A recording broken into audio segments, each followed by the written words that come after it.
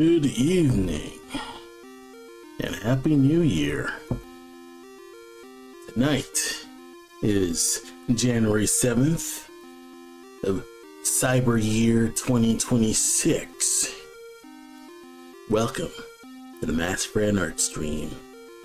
I'm your fine, fantastic host, Massifred, here with another fine stream here. Thank you all for stopping by and attending my cool little stream here, where tonight I'm actually going to be making pixel art. I'm finally going to look less like a fraud, and hopefully I'll at least get some things done overall. Hope everyone's doing alright, because I am pretty good. I had I'm back to my regular work day, to the point where I am also just taking an overnight trip tomorrow.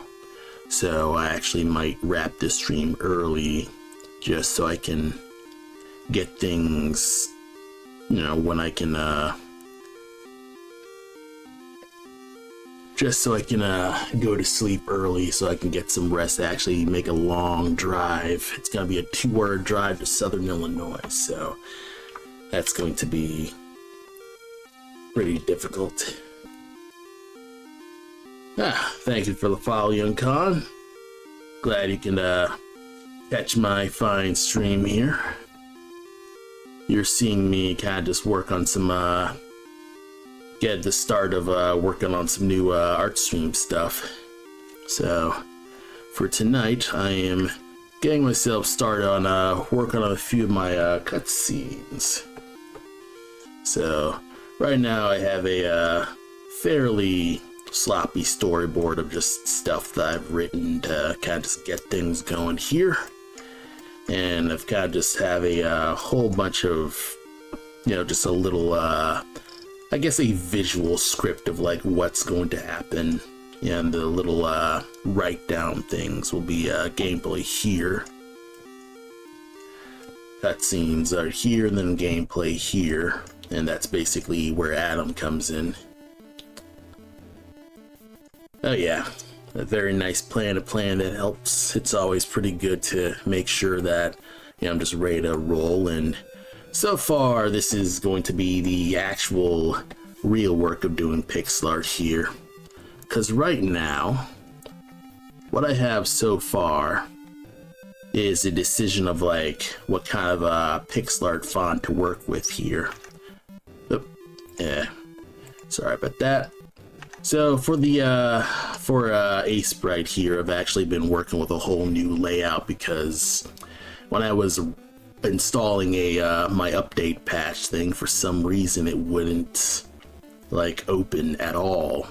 So I was like, what the hell's happening? It wouldn't open from Steam, it wouldn't open from the portable thing, like straight from my actual hard drive, and for some reason it just wouldn't work. So kind of just fumbling around and work with a whole new thing. But the general gist of how the layout's going to look is characters are going to probably like occupy this specific space here. This is the general like live area. Let me see if I can't cut out some NPCs and stuff like that, or maybe just go with the main characters here. So either Captain Rhodes or Nad the Tanuki. And I have a whole bunch of like cutscene, like Phoenix Wright style character cutscenes. So let me see if I can front views. Okay, side views. Oh, that's not the right one.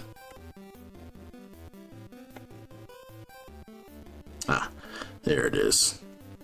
So yeah, have a nice rough cutscene set up here, but the black overlay kind of like covers up a majority of the sprites that I have right now, because I set up these sprites so that they can fit into the specific margins, like these blue margins here. Let me see if I can get these screen backgrounds open. Oh, I'm doing a mid-lift, hell yeah. Yeah, I do need to. Yeah, my little New Year's resolution is to actually stand up and do some stretching, so I'm gonna be actually taking more breaks more often. So, I mean, I'll probably like do like 10 minutes of work and then 10 minutes of like breaking and stretching. And I figured that's a nice way to kind of just ease myself and get more active than jumping straight into the gym and then giving up within a week, instead of like actually like easing yourself into it, just doing it build the habit first. So, you know, that's one of those things. Why is this blank? Oh yeah, this is supposed to be the first storyboard, so intro, storyboard.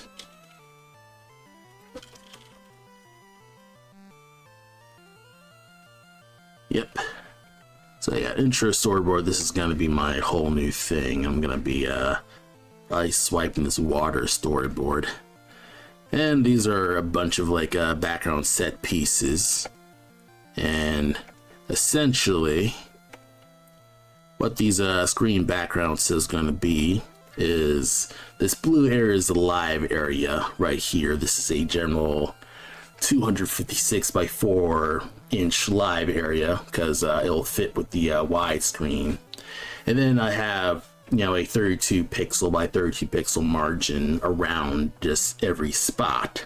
So that way I have, you know, I have the ability to work, plus I have, you know, the actual character screen size for just general gameplay. So that is the basic gist of what I hope to do for these cutscenes, because I keep these in very loose parts and try to just get these there. I'm like wondering why the heck my stuff ain't working here. Well, but yeah, a good just sense of just get these characters in, and then you have a nice general black overlay. And if I kind of like make you more transparent, may like get the black overlay clearer here, it takes up bottom 2 spots of the screen. So if I do a proper crop and then crop it here, this is what ideally it would look like. And then probably like go back to the actual proper black overlay. It'll look like this. And then probably like, which one's the animation? That's not it. This is it, where you kind of like have a little arrow thing. And let me see if I can't get rid of the extras. So you like the little grid. Essentially, this would be what the game proper would look like, or at least in the generalist game margins. So ideally, this is probably what it would look like. Whatever text would probably be in 2 lines. I like this font. I believe this font is I think this is one of the free fonts that I found. Because a lot of the pixel fonts are very specific. And one thing that I have been liking about the new updates with Aseprite is that they now have the fonts just in a list and you're seeing how they look. Thing is, I'm struggling to remember which font was the correct one. So we could probably just experiment. And then I can also probably like go with maybe 10 fonts. Yep.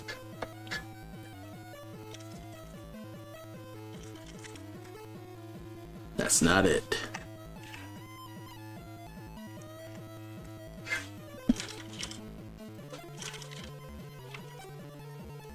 That doesn't seem to be the right one.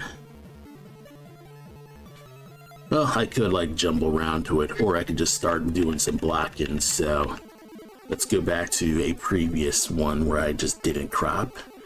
Now let's just get to introing a basic storyboard where we'll start with coal opening on this ship area. So, I guess in context of what my game is about, I should probably just show off what Blackmask is. I'm currently developing a video game called Blackmask, and Blackmask is a Game Boy style stealth platformer game about a raccoon treasure hunter running around the world to find magical artifacts to both, you know, solve the big bad problem and to sell in his little merchant shop and try to get rich. And so far it's you know, I'm teaming up with a programmer friend. I'm the artist and story writer of this game, and then my programmer, he makes the, you know, the actual programming and game design stuff. So the footage you're seeing right now is my programmer's test videos, where he's trying to like test all the button presses, how everything works, inventory, archery, and things like that. And currently he is in the process of working on just general like level layout stuff and enemy movement, the actual real AI enemy behavior stuff, and not generative whatever. So that's kind of just been what he's been about, and what I've been doing is mostly writing. I'd say for last year has been mostly me writing. That is just what I've been doing. Writing, learning script writing, learning, I guess, screenwriting, because game writing is kind of one of those things where it's like there's no set way to learn how to write a game other than probably close to screenwriting. But luckily, I mean, according to a lot of the screenwriting books I find, writing is writing. You know, most writing will be, you know, it's still putting words on the page and editing them in a format where, you know, you set up the character motivations, you set up the conflicts of everything, and it's the same amount of storytelling regardless of whether you're making an animation or a video game. Like I have a background in animation and making comics, and making a video game. I've been working on this video game since 2020, so it's now going on 6 years of working on this. So that's going to be, you know, just stuff that I've been up to, and I'm going to be just working on just making this pixel art look pretty and essentially adding story to the OCs that I post sketches on.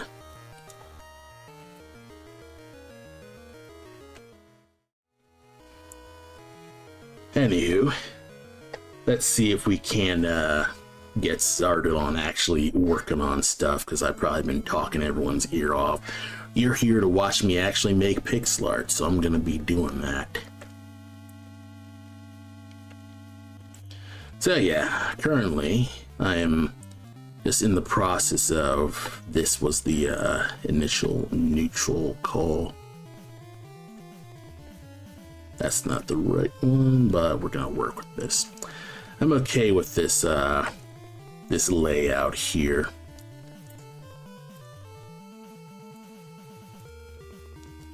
Yeah, this one's the neutral call here. Yeah, that'll work. And then probably call this let's just start just plunking stuff down, and not just being Mr. I don't know what I'm doing mode. So right now let's see if we can do some just general work stuff there. So put this here, that'll be the deck of the ship, and then we put the rough horizon line, and that will be and that will be the sea. Why is it? Oh yeah, it's on continuous. That'll be the sea. This area will be the sky. Though I could flip it to make this dark, make this the sky, and then it'll look like a decent night scene. Probably like do some fun stuff with this. Do like some sloppy placeholder setup. Yeah, that'll work. Do some sloppy placeholder setup here. That I have my storyboard looking. The moon is up here, so I'll probably put that there. And if it's not in the right area, we'll just work with this.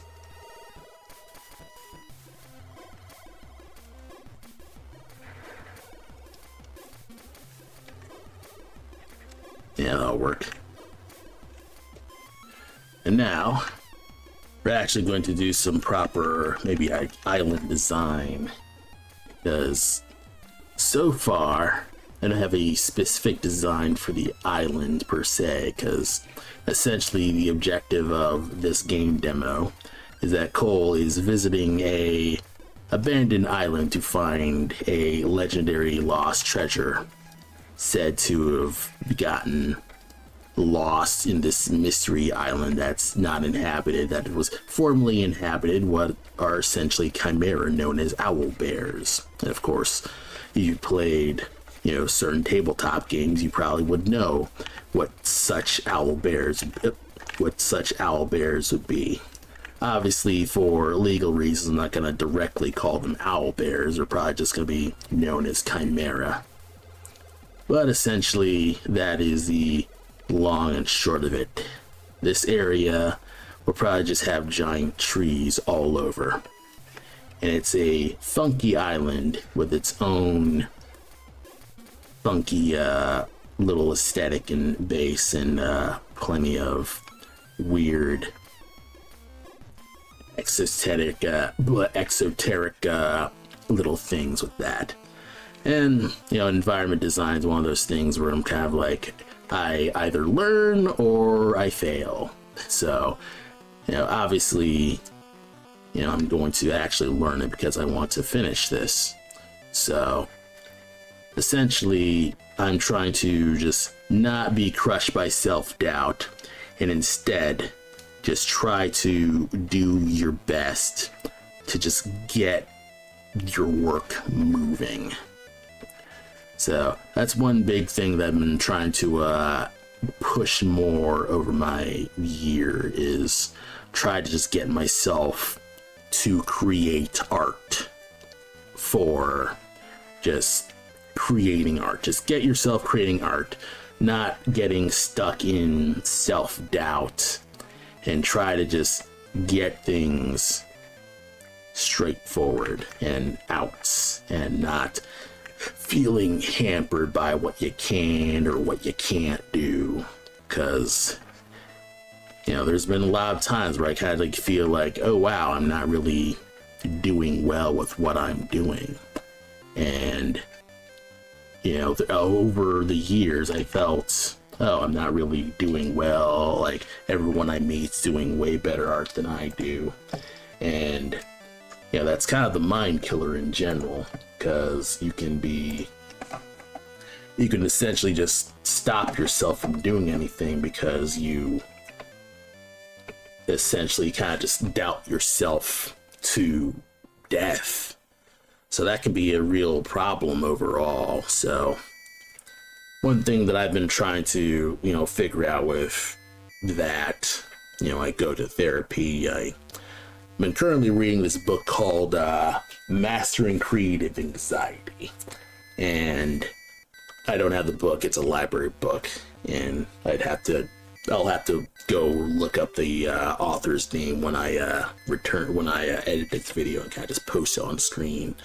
But essentially the book is just you talking about feeling anxious when you're creating art, and the things that can roadblock you when it comes to creating art. When you'll feel anxious about either self-doubts, or fearing criticism, or fearing that you're not creating enough, or fearing that you're not doing enough, or fearing that, you know, what you do will be, I think I said this before, but criticized. But, you know, essentially you're trying to get yourself away from constantly scrutinizing yourself and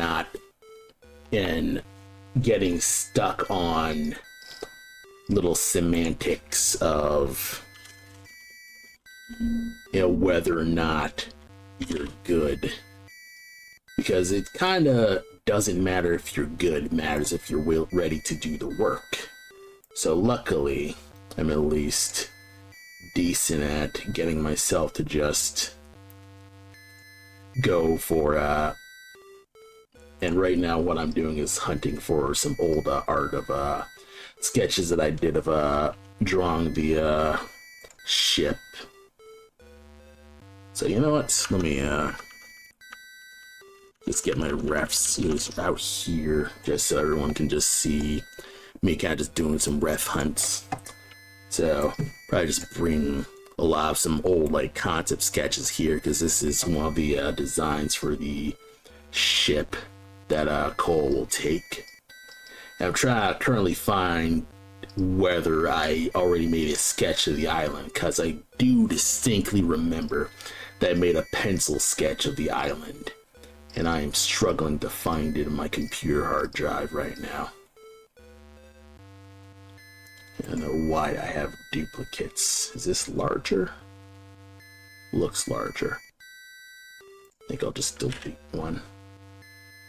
Let's see. Yeah, because I have a lot of duplicates. This one's also a duplicate. Why are there duplicates? I gotta be real careful, because if I mass delete them all, I'll end up probably like getting rid of ones that are either of low resolution or they're not. Yeah, I might end up like getting rid of the low resolution ones instead of, or not the low resolution ones, but my high resolution sketches. Let's see. This path. Yeah, I had a bunch of like, I had a bunch of drafts of what this was going to be, and then I kind of just went away from actually working on this. I'll probably keep this around just in case I want some new composition stuff, but I think this was an older draft of how the island sequence was going to go, where Cole will be like traveling through like these treasure rooms and stuff like that. And I did keep this. I'm glad I kept this like ship jump sequence, so I'm glad I kept that.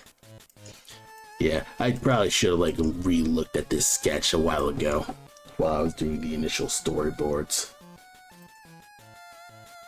Let's see, concept sketches. Okay, maybe it's in the concept sketches.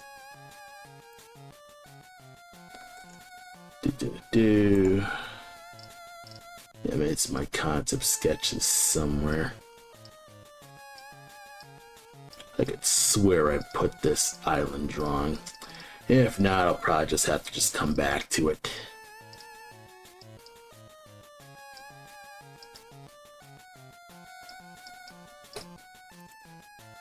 Is it here, I wonder?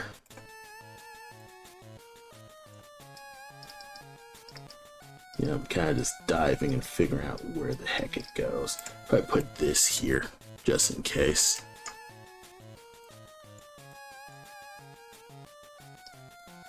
Yeah, those probably would work better for this sequence.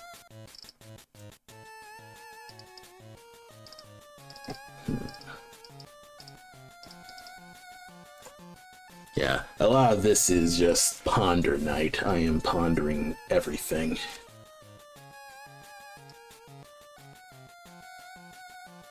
World map, I gotta go back to that.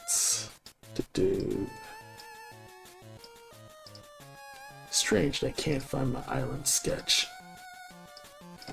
Guess I'll have to come back. You know what? I'll put this where Adam is, because this is Adam's concept of what the level should essentially look like. And this is kind of like, you know, all over the place. Water's a little deep, but, you know, it is what it is with that. And this ain't the final level. We still gotta play test that.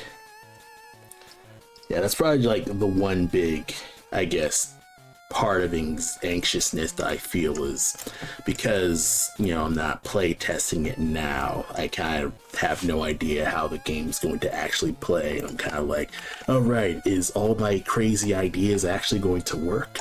I won't know until everything, you know, everything is going to, you know, I'm actually going to move it. So, oh, come on. Probably nudge this down here. Put this here and probably make like a slight C outline here. Just establish a little bit of a horizon line. And do some small dots as specks of how the waves are. Yeah, I need to go pixel perfect perhaps. You know, the funny thing about drawing water is that your initial instinct to draw like little curvy spikes is actually decent, because essentially, when you're doing stuff like that, you can refine those little waves to actually reflecting the light. It already like looks decent enough where, yeah, probably move some of these just a bit more. I do want to like establish.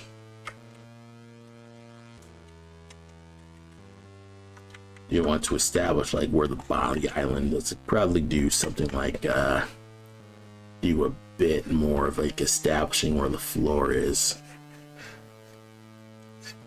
I do want to kind of like establish that it's like in the background some more.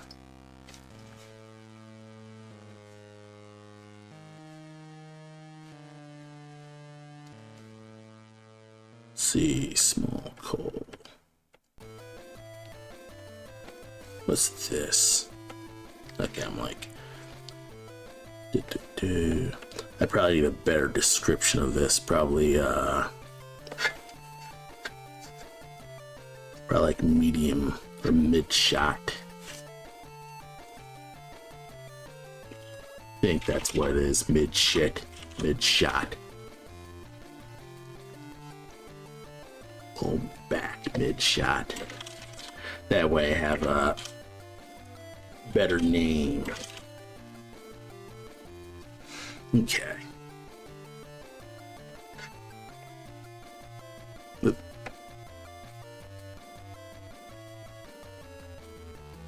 Probably could just use this.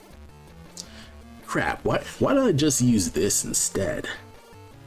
Because that way, just use this. Copy and paste this and just work off of this. Okay.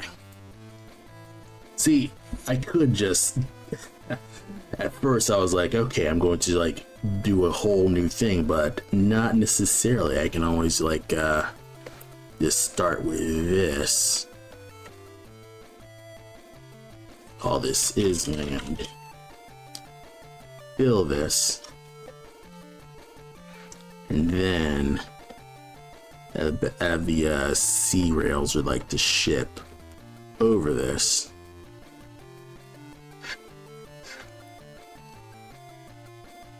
Okay, background set pieces, water, clouds.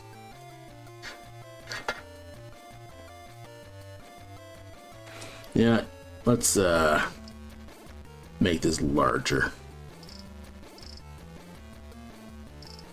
And then that way I can at least see where the heck the actual stuff is. So this is island. This is clouds. So you actually need to be... Yeah, you probably need to just be above.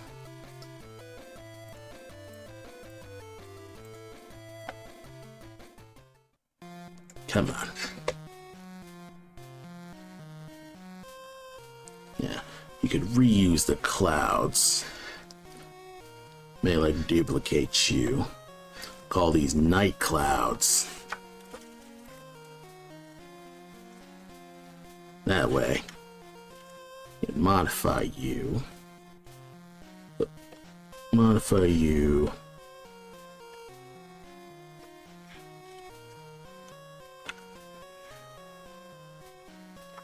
Put you someplace, maybe like higher or lower.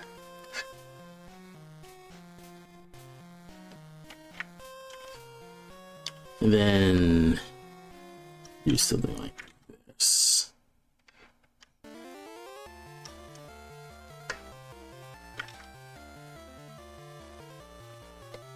Make it really this, and then I could probably like just add more shadow to these clouds. Or yeah, no, leave those clouds alone. In fact, hide the clouds, because essentially I want to at least get the water here. So where's the water?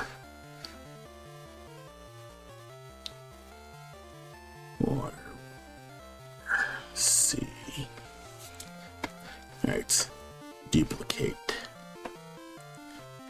Night sea. Hide you. Color you dark. Color you dark.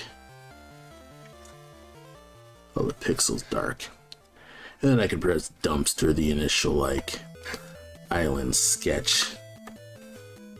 Oh yeah, that's what I did wrong. So I could probably like do something like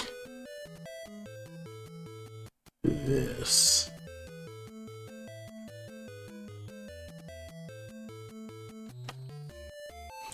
That's not perfect, but the horizon line's above it. That's good.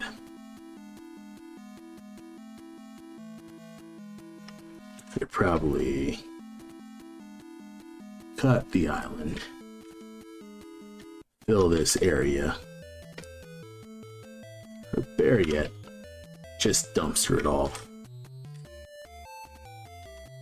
and then just let this be the spot where the sea is.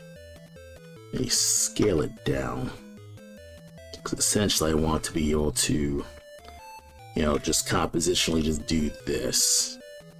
Should work. Man, this actually feels kind of cramped. But maybe.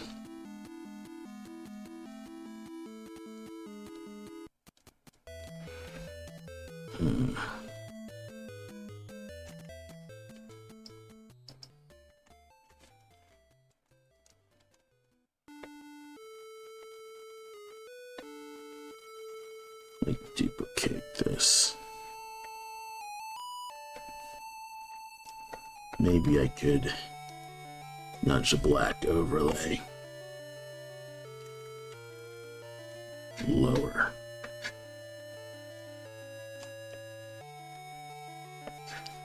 Are you locked?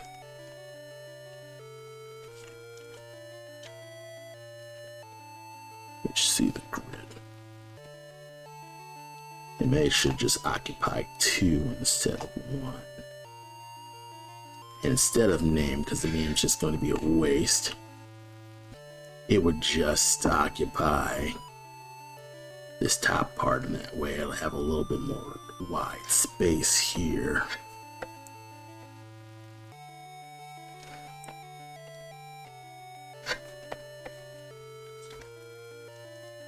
Okay, this could work.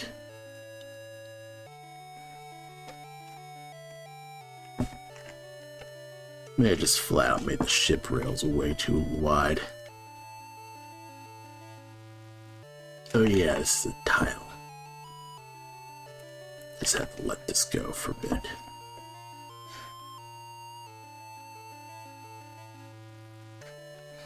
I keep the ship rails here. Move the night sea probably further up.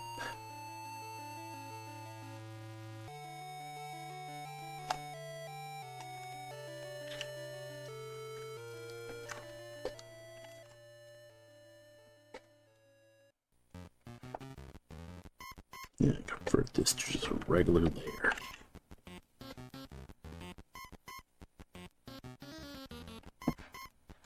Put the ship rails.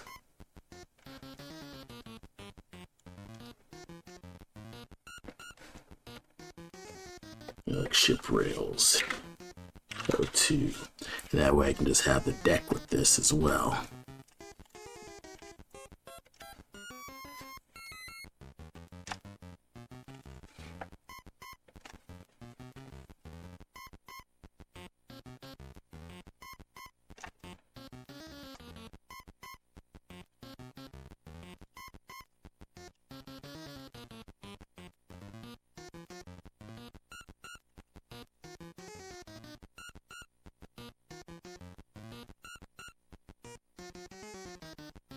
Need to hide coal.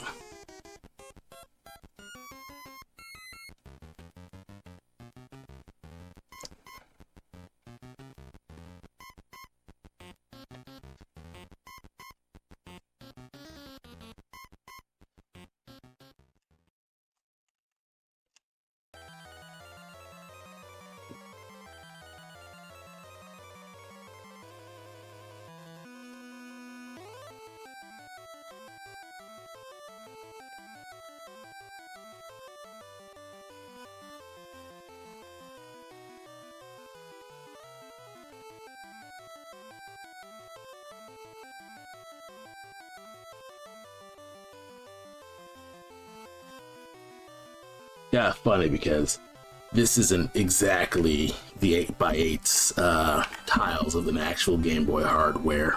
I've actually tested some of these. I've actually tested a lot of my sprites on GB Studio, and most of them are way too large for what I need to do. So that's one of those things where I can worry about it because I'm currently developing this game. I'm developing this game in the Unity engine. Yeah, this will work. Yeah, I'm or at least my my program is developing this game in Unity engine. So I kind of don't really need to worry about tile limits per se.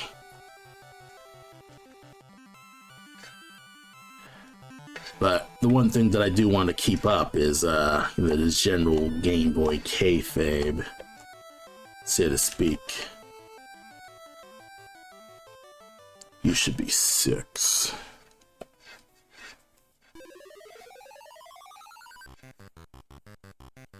Okay.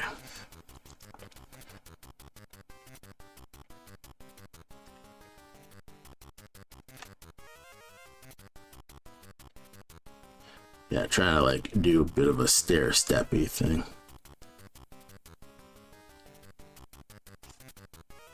Two.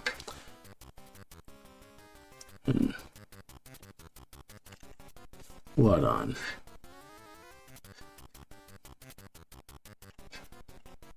Oh yeah, the name stuff. We'll just hide the lettering. Okay.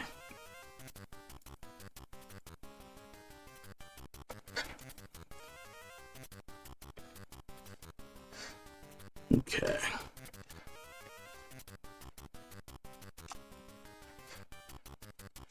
That'll look good enough.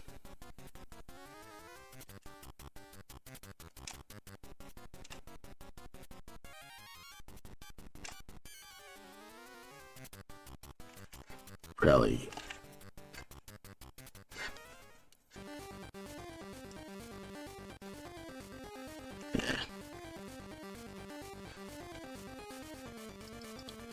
Yeah, so far it looks good. I can let this rock for now, and then go back to the island.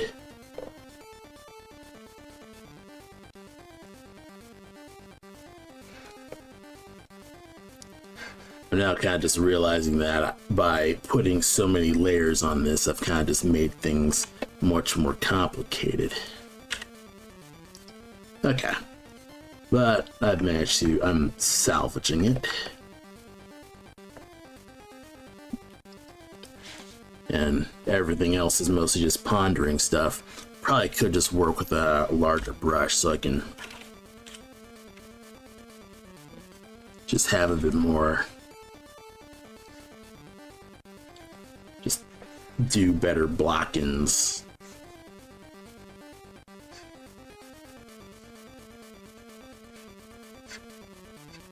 I should probably make this a square brush instead. I actually feel like doing scrub brushes for the pixel art actually works better for pixel art work.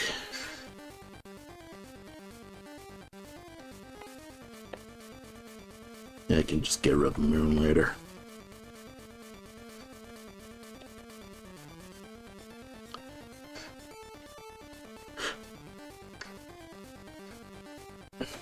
Yeah, I'm kind of just noticing that I've kind of just been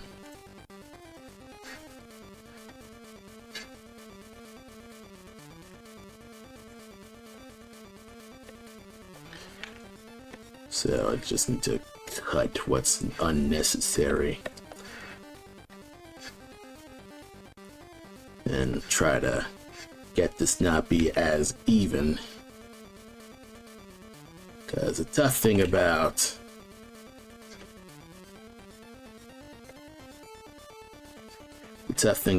doing this when it comes to making environments is sometimes they end up making environments much too even, and you end up making things, you know, too stiff looking.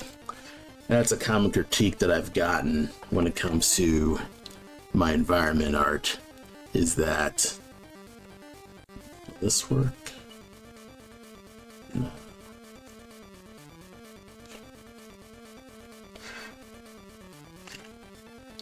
Like trying to feather touch it, and it's somehow just not working.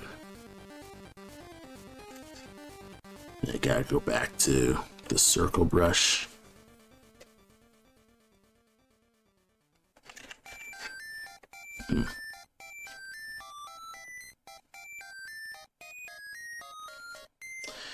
Yeah, let's just go back to it.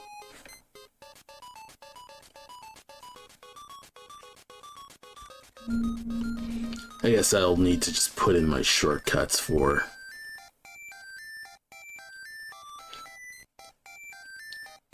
need to put in my shortcut keys for just shrinking and growing the brushes, because I guess the size changing just ain't working,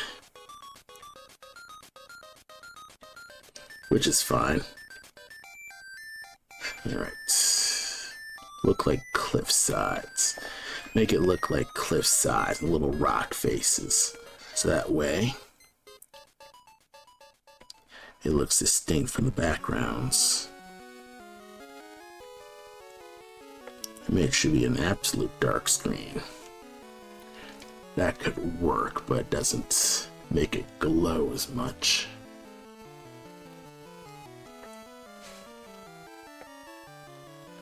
Yeah, perhaps like this. And use the outlines to kind of just, wait, let the moon's over here. That means the lights will actually be the opposite. You know what? I can flip it. And that way, oh, you moon. Yeah, I need to establish them in like right here and now, so that way I just know this is the light source. You don't mess with the light source. Light source. And that's just established.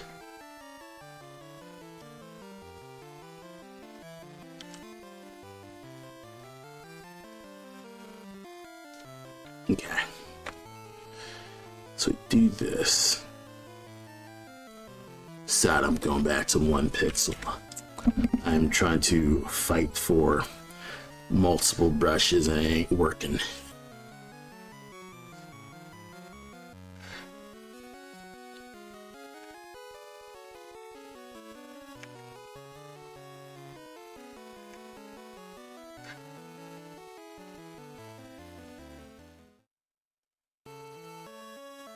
Yeah, this can look a little too similar, so I'm trying to break it up so it's not as similar looking.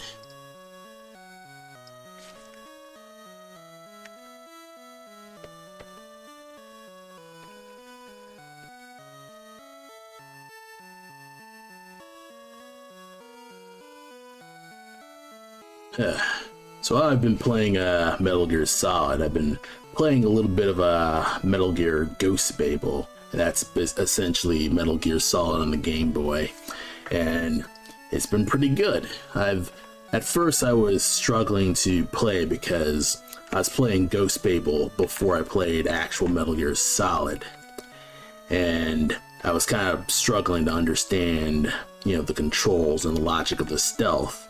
But then when I was playing at, you know, the PlayStation Metal Gear Solid, I was, you know, actually just grasping how it was working. And then when I returned to Ghost Babel, things ended up just being much easier. I was actually able to sneak around much better. So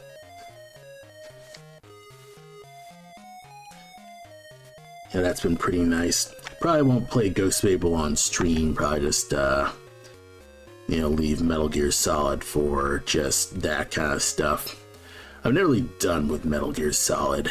I'd say one more stream while I do it, because all I really need to do for, you know, the game right now is to just gather all the key cards. And, well, not gather the key cards, but do the you know, the temperature key card thing. So that's a little task that, you know, we plan to do, or at least I plan to do, is just get that done over the stream. If I get back home by Saturday, I should be able to actually do the Metal Gear stream. If not, you know, it is what it is with that. You know, I'll figure out that time. Okay. You're the wrong one.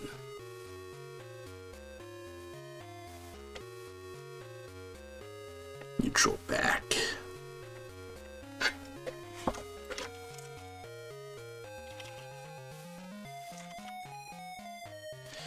Let's...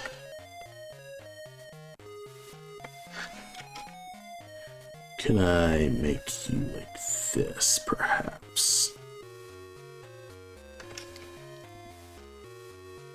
Because I already did this here. Do I need to do any more? Where are things I have? Got the big one, the small one.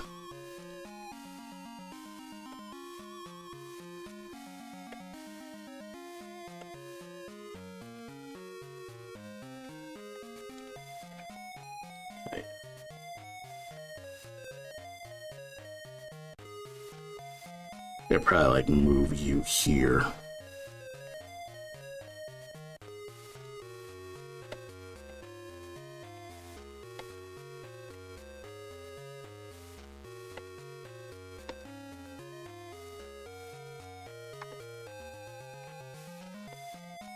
Probably like group you as whole back view.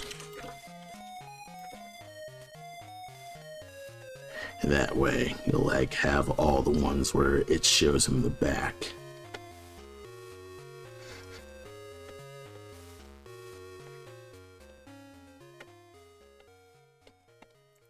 This...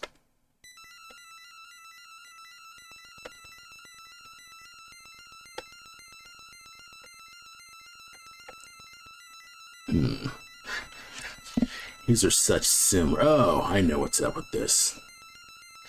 I think this is the full body shot.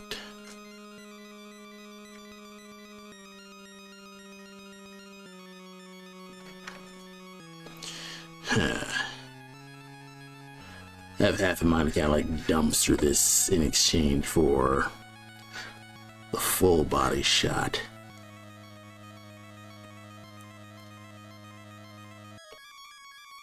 You know what, since I already have this and it's kind of more polished, I'll probably just dump you.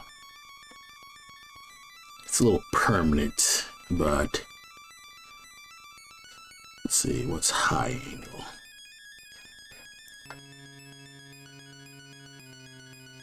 Empty.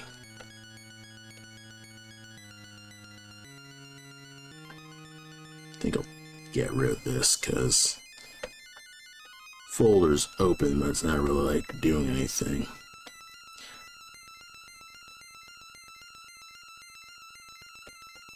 Okay.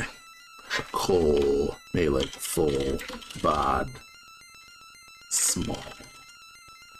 Excuse me.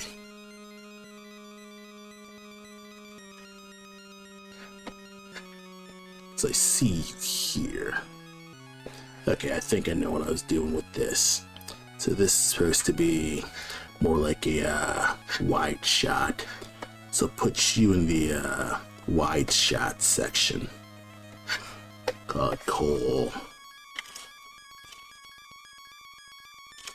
Wide shot.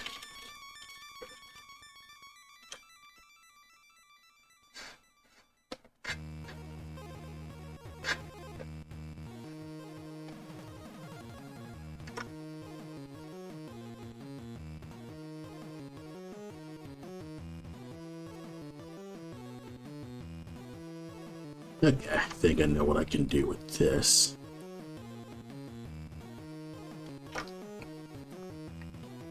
Okay, I think I know what I can do.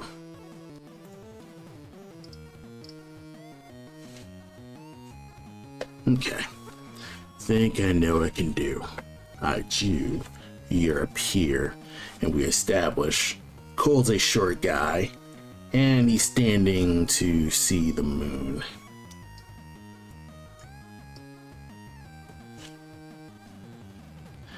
Have half a mind to nudge the tiles down more, just so it's not as even.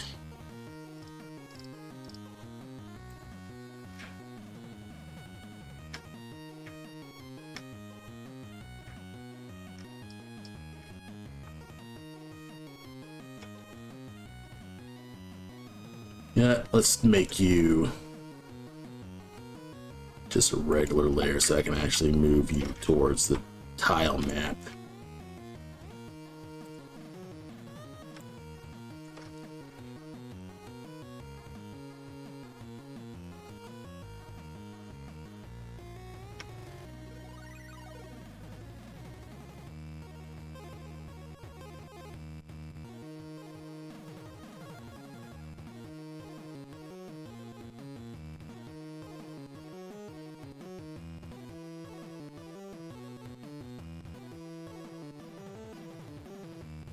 I like glancing at my preview thing just to see like what like makes it more like this.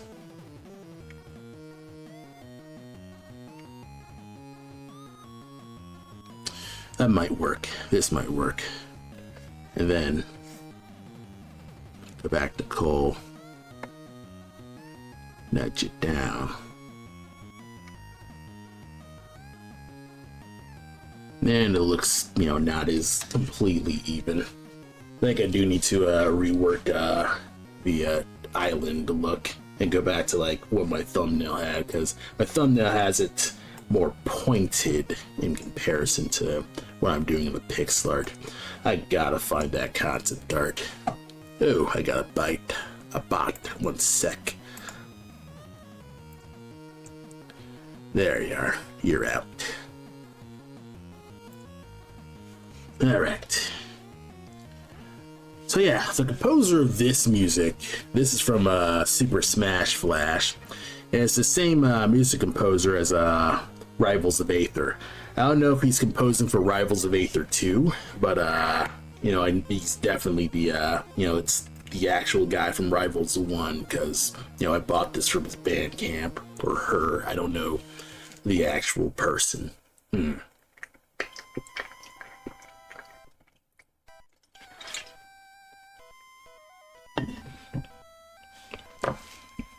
Okay. I could probably just rework these arms. Oh, yeah.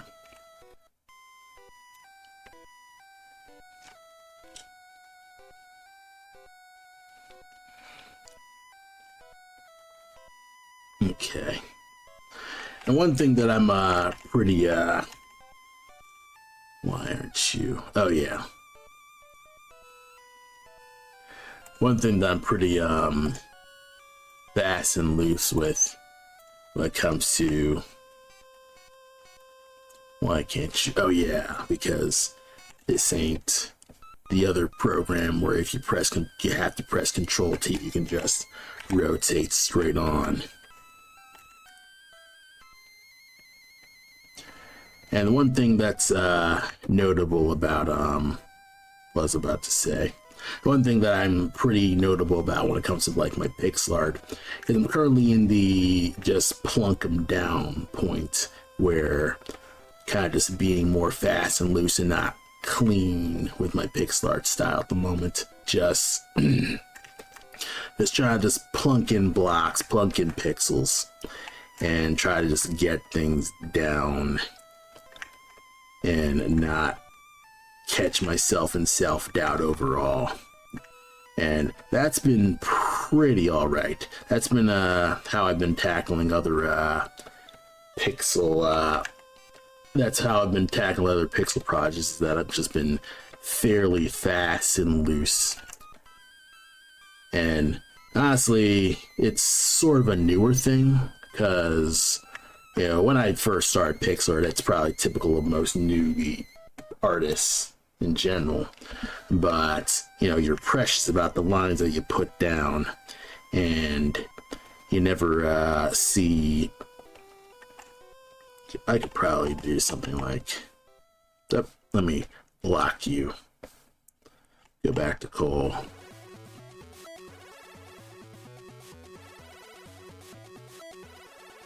Yeah, have them like stand more neutrally, because I see a lot of other pixel artists and they're much more fast and loose. They're very loose with their style, and I feel like I need to loosen up a bit more when it comes to my style. I tend to be very stiff sometimes when it comes to arguably my clean style. And you know, a lot of people do compliment on the fact that you know, my pixel art style is fairly clean.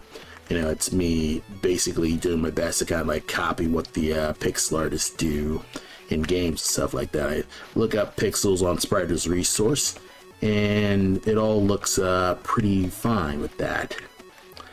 And I'm seeing other pixel artists and they're much more naturalistic when it comes to their pixel art. Like especially their landscapes, like their landscapes are much more naturally. And you know, the way I taught myself pixel art is I bought the Pixel Logic book by Michael Azzi, and I basically kind of just followed that like a Bible. And I mean, obviously, that's how I was able to just get through the basics. Of course, you know, there's only so much you can do before you realize, okay, this is kind of stifling, or at least it's okay, but I feel like I'm not like pushing, I suppose. Well, it's not that I need to push boundaries, but it's more just I kind of like see everyone else breaking rules, you know, and I feel maybe like a square when it comes to me like being a bit more adherent to the rules, so to speak. So one pro tip that I think I got from Adam Giannis, I think it's Adam Giannis, is a lot of pixel art that he does is less to be accurate and more to be clear. So a lot of that pixel art is to kind of like clarify what a thing's supposed to look like, as opposed to, you know, like represent exactly what it is. And I also corroborate that logic when it comes to when I find painting tutorials, like legit, like full-on paint, you know, you're doing, you know, canvas painting tutorials. And the way painters set up detail is that they're not like doing all the tiny little lines and stuff like that. They're essentially getting in the broad shapes, and that's how they basically show that illusion of detail, is that it's using all the shapes to kind of like make it look like it has high detail, when if you actually zoom in or you look at the painting closer, it just looks like a gobbledygook mess. And it's kind of a confidence booster, you know, it kind of gives you more leeway than I guess I would normally just give myself, because obviously I was constantly thinking that, okay, you have to like do this specific thing. I've been listening for the past hour while doing a Unity project. Thanks for sparing the tips. Oh yeah, that's, you know, I'm pretty happy about like doing these streams when it comes to just talking about kind of just going through the process. Because normally I will be doing just my regular drawing in silence, and I wouldn't be thinking about this, but you know, since I'm streaming, I feel like, okay, since I'm streaming, I'm live, and I'm probably need to just be entertaining, and you know, there's only so much you can do with art. So obviously you take the Bob Ross approach and just explain your process, and hopefully that will be sufficient. So I'm glad I'm helping. You know, sometimes I kind of like feel like I'm rambling too much, but I think that's kind of the point of a lot of these Twitch streams is, you know, you kind of like talk and kind of like at least try to be interactive overall. And of course I have the music to fill in the noise of stuff like that, which is both a blessing and a curse. On the one hand, a blessing is I'd like to show people my music taste. You know, I would like to show off my latest Bandcamp Friday purchases. But it can also be a curse where if I end up either sharing it on YouTube, or even if I'm still on Twitch, I end up getting freaking muted or copyright struck. And, you know, half the stream is just muted, and I will not know until after the stream. And it's just the most annoying thing, because you end up copyright struck by people who don't actually own the copyright to the music that you play. So for one instance, while I was playing Metal Gear Solid, I got copyright strike because there's this rapper who sampled Metal Gear Solid's Best Is Yet to Come to Metal Gear Solid 1 theme. And I'm like, what the fuck, bro? Like, why the heck are you basically torpedoing my stream? Because I'm not gonna say he's unoriginal, because, you know, rap and sampling is kind of just one of those things where it's like, that's kind of just chord rap, but it's like, come on, bro. Especially like with a video game stream, you know? Like, you're playing the video game, it's the music in the game, and you're basically getting fucked over by, yeah, where essentially, what, patent trolls maybe? What would you call like copyright trolls specifically? Because I know patent trolls are like the people who will sue because they're squatting on the rights of a notable product. But copyright is a whole alternate thing. I guess now I'm kind of just hitting weird polish mode where I'm kind of just like, boom. Also, I should probably at least triple check to make sure I'm not. I should triple check to make sure, yep, all my screen backgrounds aren't really showing here, so. the ship rail 2. And we're going to see if I can adjust this pixel art to look more clean, because I do want to make sure that I can actually export some of these models so Adam can actually work with them.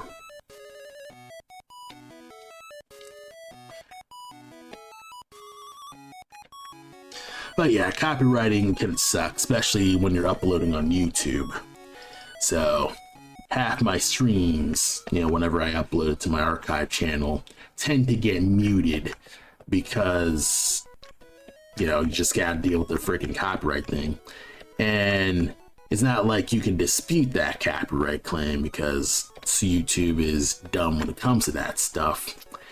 And the most I can really do is kind of just move on from it, because one, it's a stream that I'm basically just posting on YouTube to archive on it. It's not really a monetize my YouTube channel type thing. It's literally just be convenient to anyone who missed my stream. If anyone missed my stream, I upload the archives on YouTube, and that's where you can just find the stream if you're ever curious about either my workflow or just want to keep up with things that I've been up to. I gotta treat this podcast like a little pod, or not podcast. I treat this stream like a podcast, kind of like going faster than myself, and that's kind of how I've been able to get through the general stream jitters of doing these art streams, like being able to talk while drawing.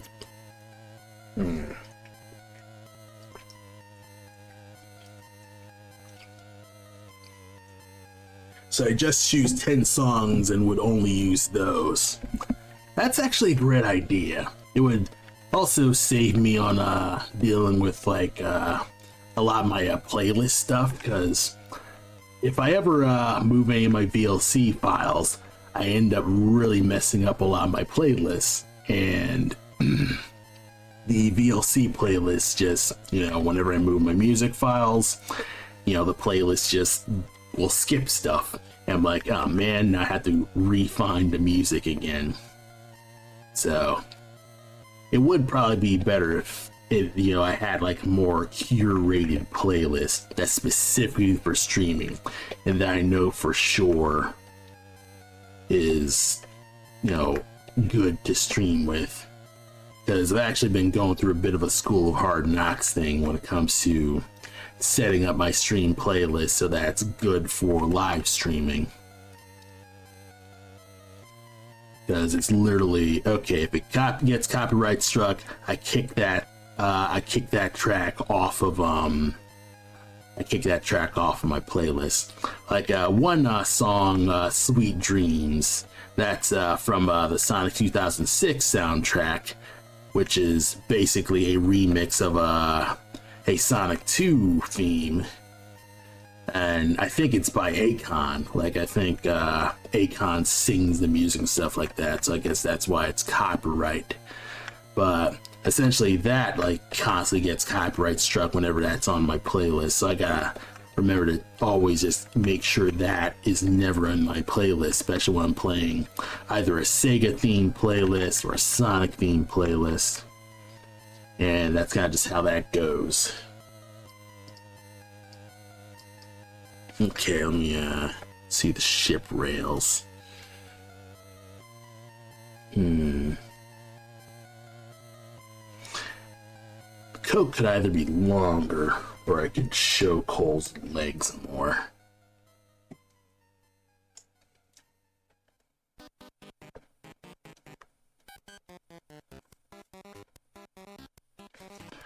I'm already touching the top in a little tangent.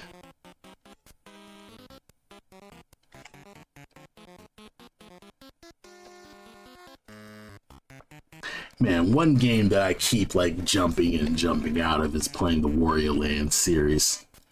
I gotta get back to playing Wario Land. I was playing a little bit of the Virtual Boy Wario Land when I was playing in my emulator console.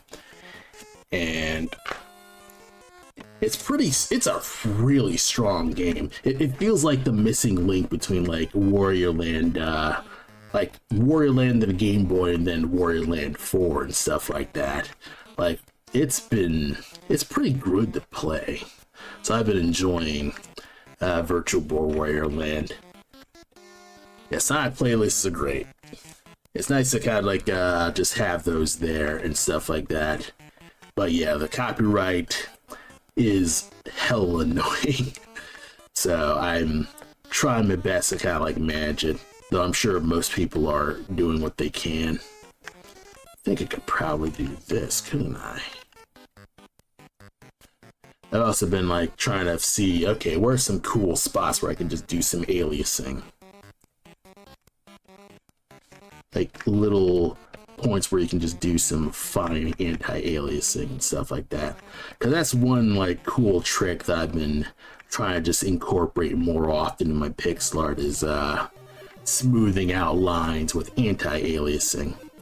And that's actually just been pretty cool, where you will essentially use lighter colors. So you will use like, so in my like color ramp, you have like dark green and then slightly darker green and then light green and then quote unquote white. And essentially you're using it to give the illusion that the lines are getting finer or adhering to like the curve and stuff like that. So when you zoom out, it kind of like looks like the line is curving out.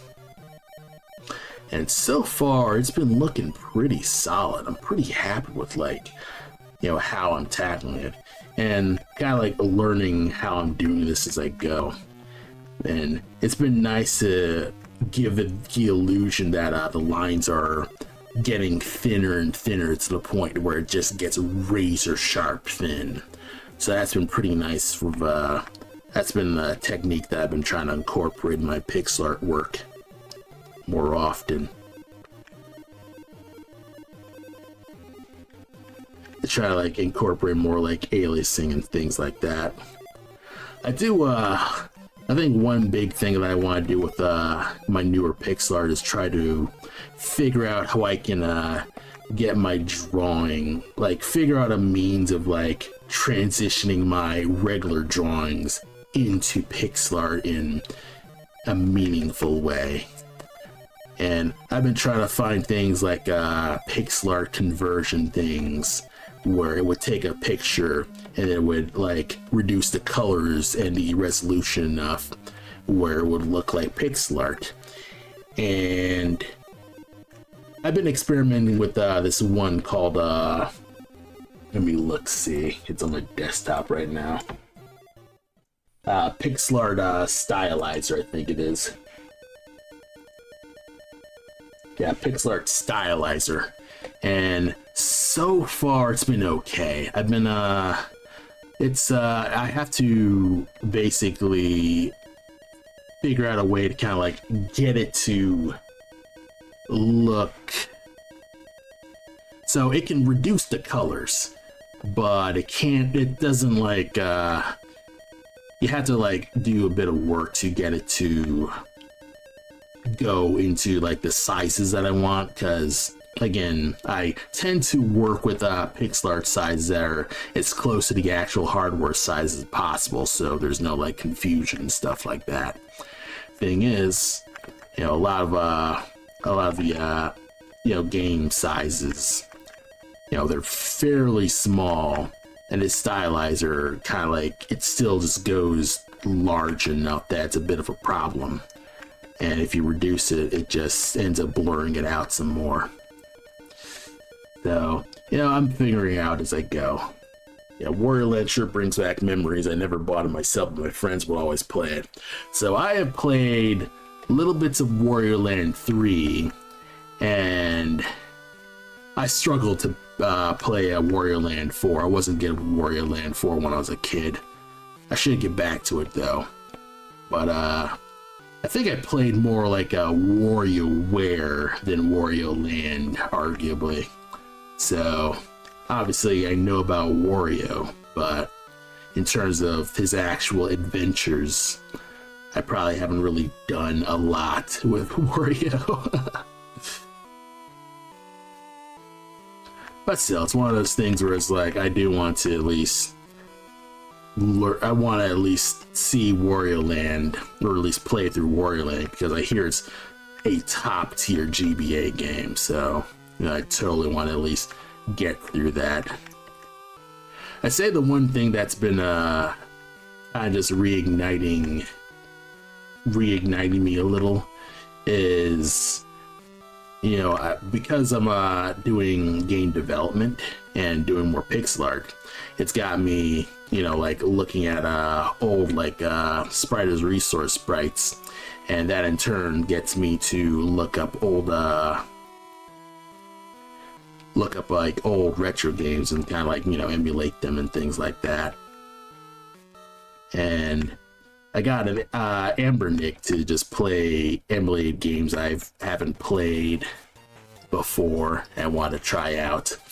And I also ROM hack the ones that are kind of crap, like they're nearly unplayable.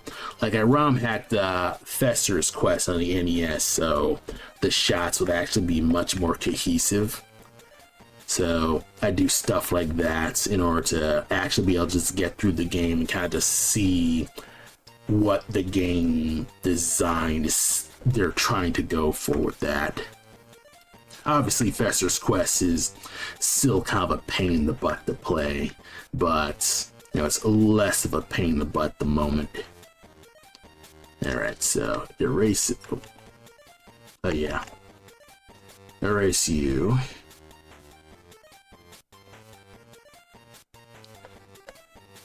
Yeah, Fester's Quest can be a bit of a pain in the butt to get through.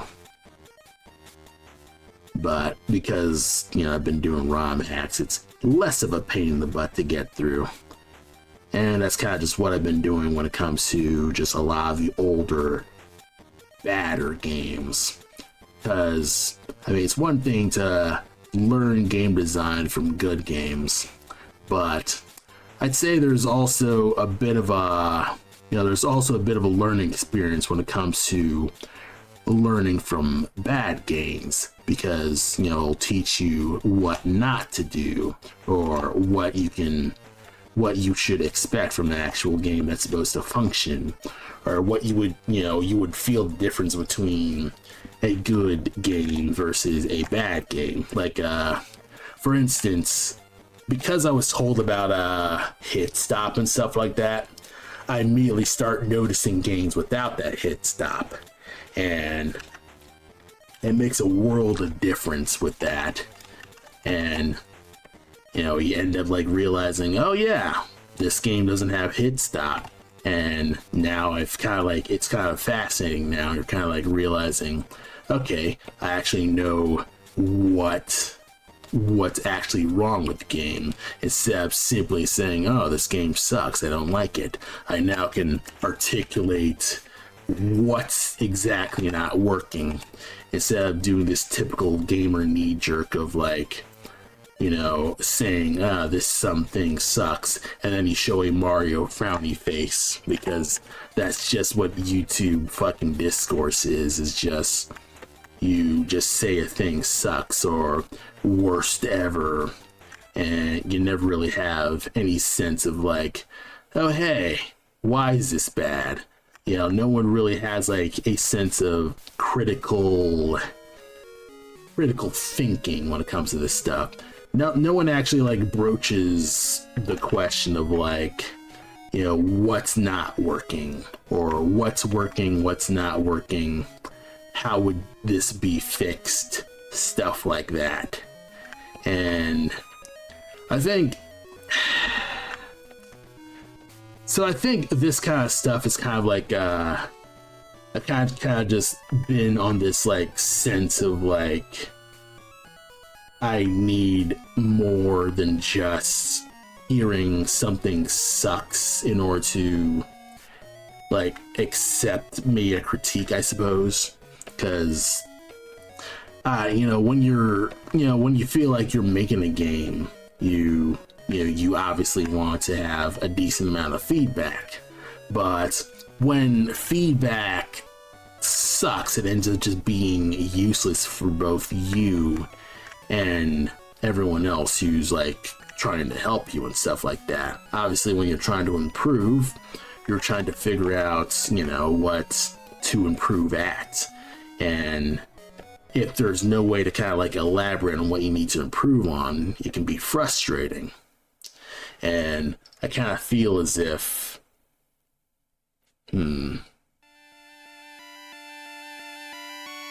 shoot. Because if I put his legs here, it makes it look like his sleeves are gigantic.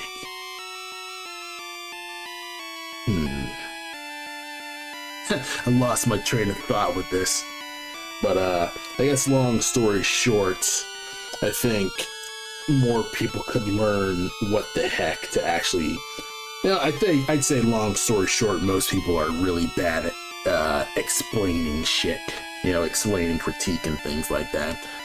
And I think that's just a tale as old as the internet. Yeah, my music stopped.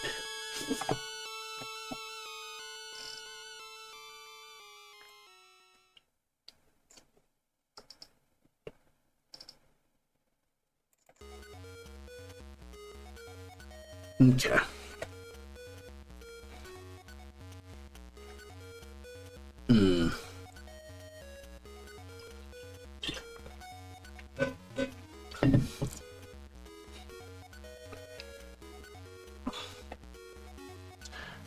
Oh, you're one of those people who's bad at explaining? Well, I'd say one thing that also has been helpful is that, you know, obviously you can learn how to explain better. You know, you end up like learning what works, and then you end up able to explain, you know, why something works and stuff like that. So, you know, it's, you know, you can get better at explaining by just, you know, learning what can work, and then kind of just talking about why a thing works.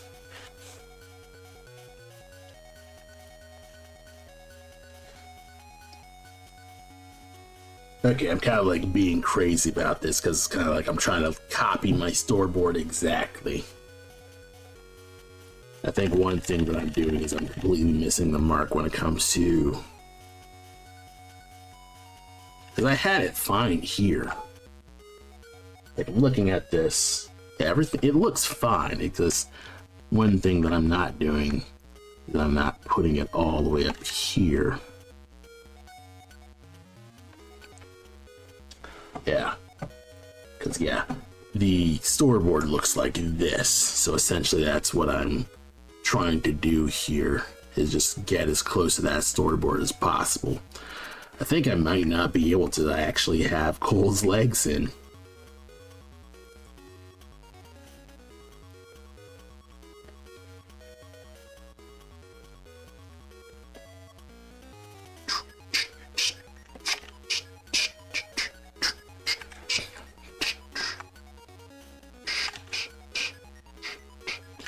And just do a little bit to just add some curve.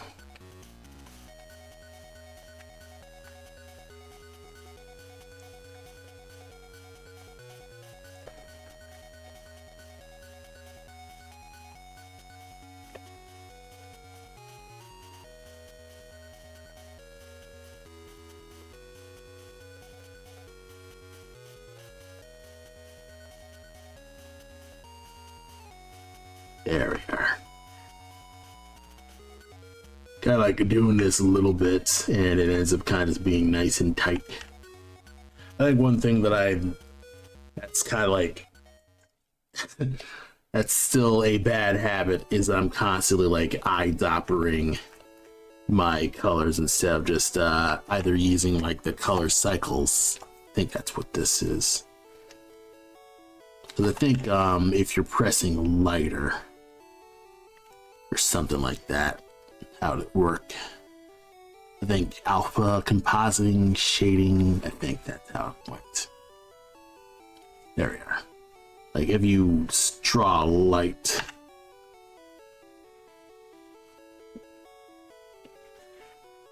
oh, I know what's up. Okay. Ah, okay. You're not really doing stuff like this.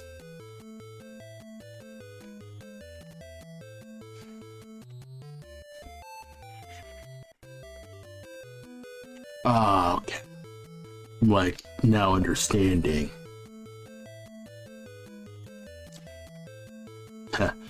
Alas, I truly see. Also,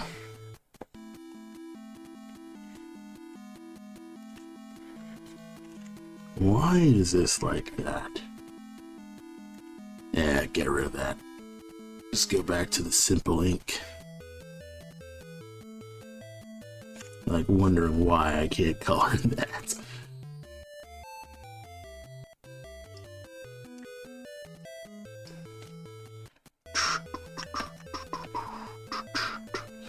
And playing Game Boy Tetris is surprisingly hard because you don't have all the modern conveniences of modern Tetris. I mean, you don't have the ability to hold pieces. You can't really hard drop, and I actually think it goes faster in that older game. Like you start way faster, I feel.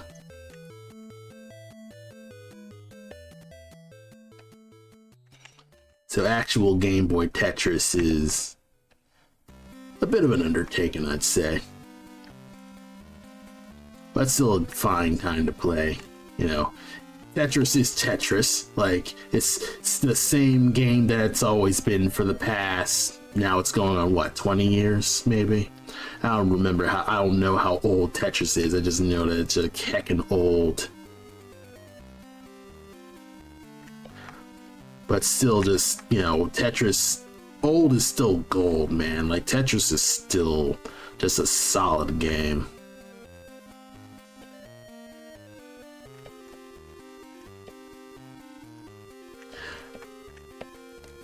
Yeah, I remember my dad was just addicted to the Tiger Electronics version of Tetris.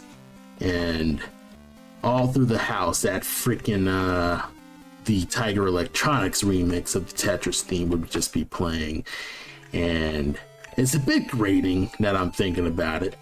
And I tried getting him I guess a larger version of that Tiger Electronics Tetris game, but he didn't really take to it because he just wanted to play the initial smaller one that he was used to playing.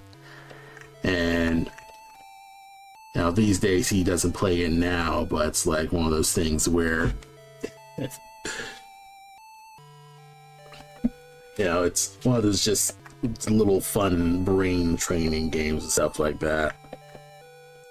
Yeah, Tetris was the first game I made entirely on CPP. It's a classic for a reason. Oh yeah. Yeah, I think the one Tetris game that I tried playing more hardcore was Tetris DS, and that was like, you know, the Tetris that's online and stuff like that. But I kept just getting washed in Tetris DS because there's some actual like Tetris wizards and stuff like that. And I'm glad that I don't have a Switch because I would try my hand at Tetris 99, but I know I'd get my shit rocked in Tetris 99. I don't even know if I'd... Maybe... Nah, I should be a bit more positive. I probably could be at least... I probably could be in the top 50. Maybe. I could get in the higher half. It's kind of just one of those things where it's like, okay, are you good enough at Tetris to take on the world? You know, it's that typical like 80s thing. Are you good at Tetris to take on the world of Tetris? And then, yeah, that cool like commercial with what's his name? What's it, John Fontaine or whatever his name is. That's the movie trailer voice guy. In a world where Tetris... Yeah, Nokia Tetris is starting to seem kind of distant to getting old. Yeah. You know, it's been interesting. So I've been looking at, you know, getting a new smartphone because my phone is currently cracked. And I was considering getting a smartphone version of the Motorola Razr, like the actual like touch fold screen and stuff like that. And overall, it's a cheaper deal than getting another Samsung and stuff like that, because I feel like just getting Samsung is, I guess, kind of like losing me on like, I guess, all the things Samsung's supposed to offer me, but it's not really doing much. Like, for one thing, it's got really fragile screens, so I'm not really happy with like what Samsung's been outputting. And also, you know, I just want to save some cash, and I want to just blow another grand on a new smartphone. So I figured, okay, I still want a smartish phone, but maybe something slightly cheaper. So, you know, why not try figuring out how the Razr works? So it's pretty okay, because the Razr goes for $500. I'd have to look that up again. But it's been pretty nice looking at that. I don't know if I'll get it just yet, but it's been in my eye for a bit. Though, there is the option of getting a dumb phone too, because, you know, I'm kind of like trying to just step away from social media and try to just get my thinking back and not be constantly brain rotted all the time.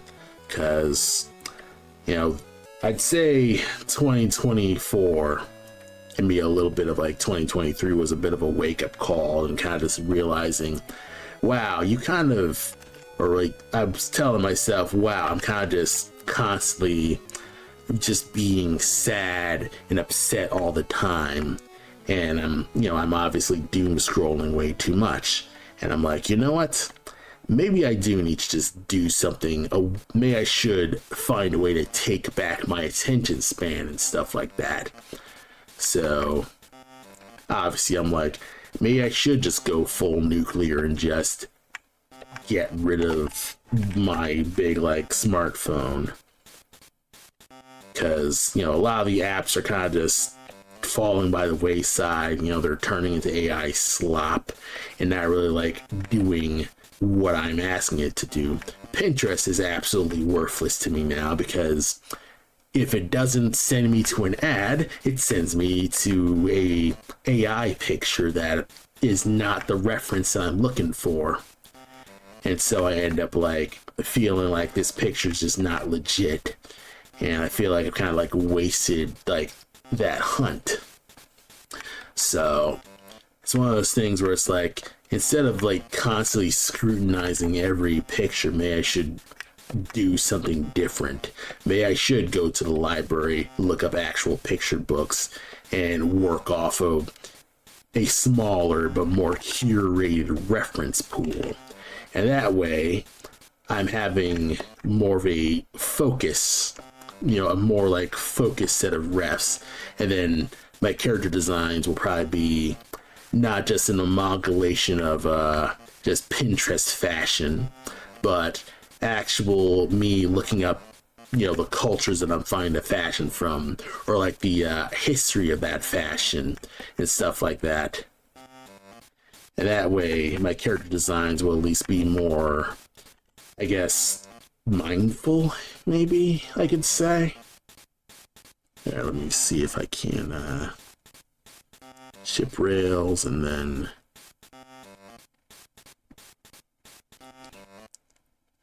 dark screen.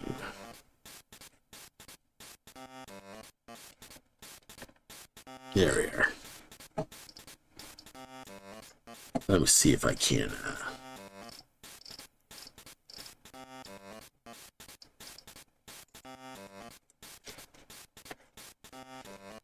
all right.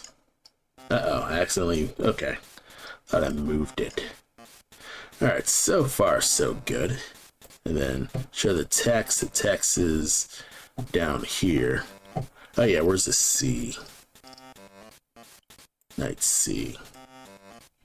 So that's looking kind of good. And I feel like I'm kind of like breaking. I feel like these little like light spots are unnecessary on his coat, or at least this one specifically. So let me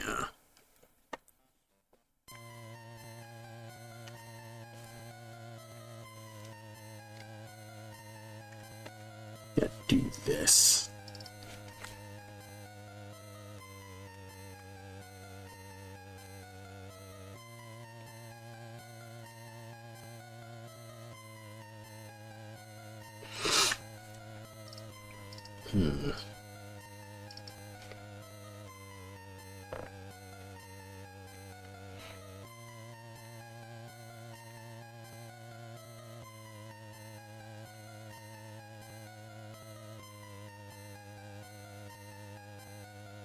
I gotta do some dot aliasing here. That's how I'll do it.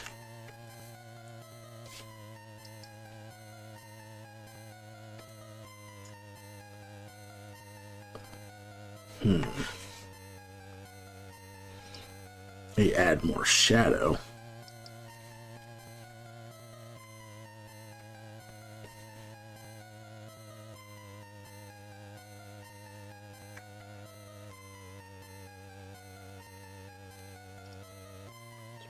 Get the cohesive scene, like the large scene, look at that and see like what just makes it pop. What gives it its it factor. Because I need Cole to show up like right here. Like, let me see if I can Control H.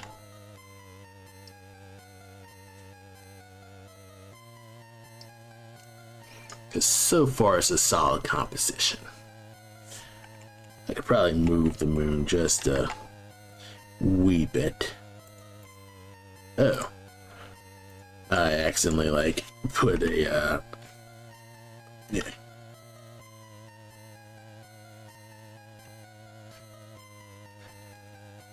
New layer.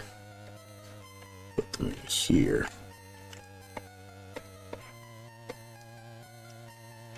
Merge down. All you is land.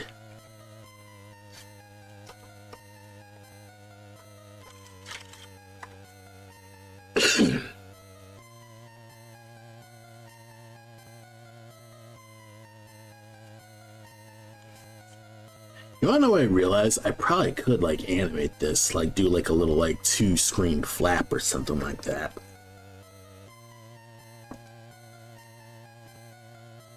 Like have like a little animation where like Cole's coat will flap in the distance or flap in the wind.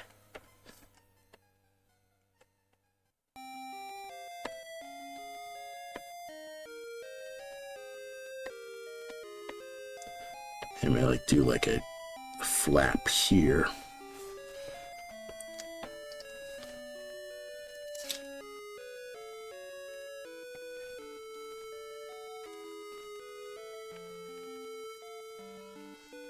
Yeah, like to an onion ring.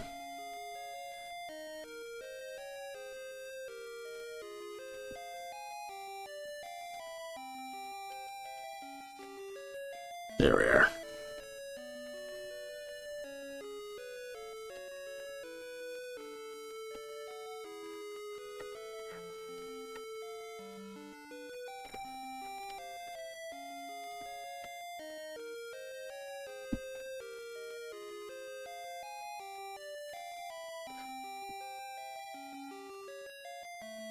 Let's see. That's cool. Yeah, make this more like down here. Have a 2-frame animation.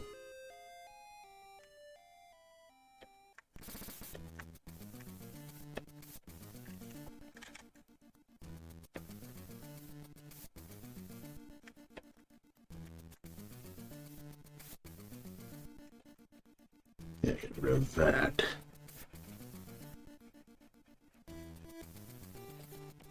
Alright, let's do like a super basic thing. Looking pretty solid. Obviously need to make that island stay.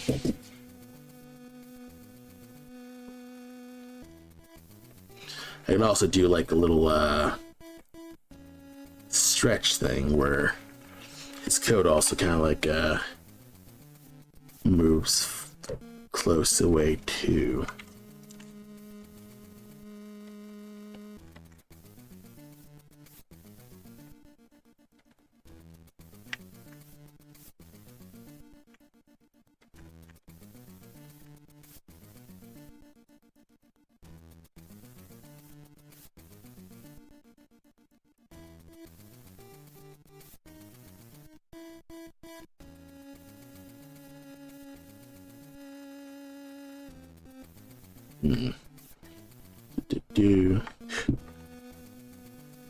Like nudge you back, and that's how we do it.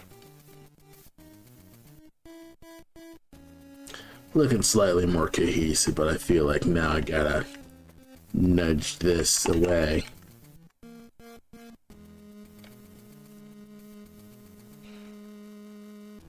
This is okay. Maybe like nudge the light back some more.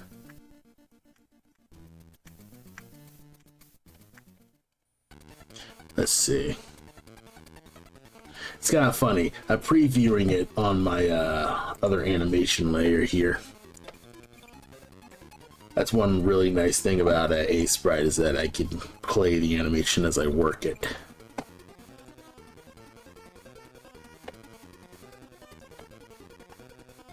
Probably like stretch this just a wee bit.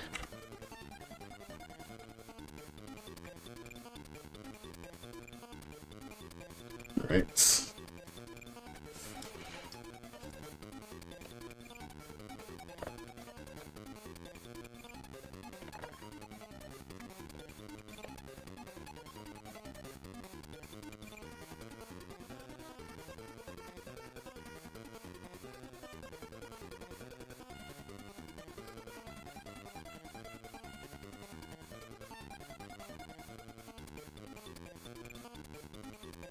Yeah, let's see how we're looking.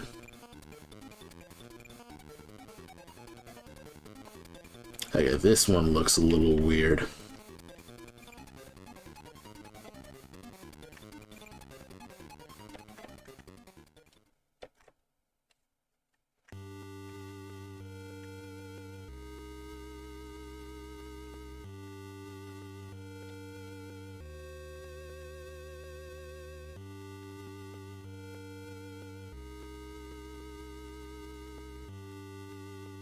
I know what's up.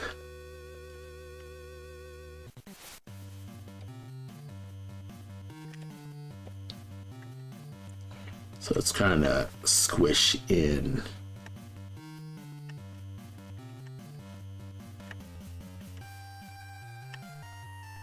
Okay, I think I know what's wrong.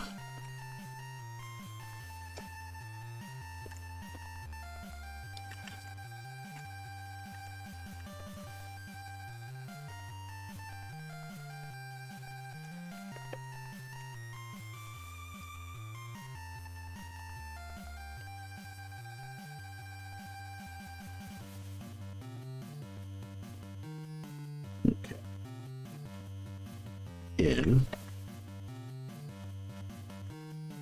go further back, have this go back by a pixel,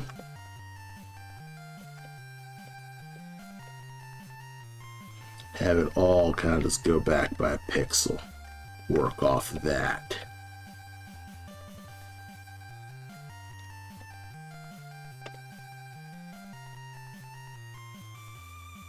Okay.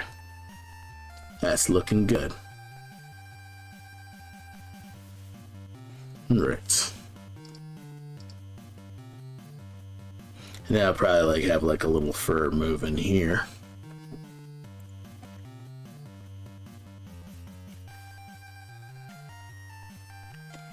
Yeah, have like a little upsy spot here maybe. Make it like do not drawing and kind of have that here.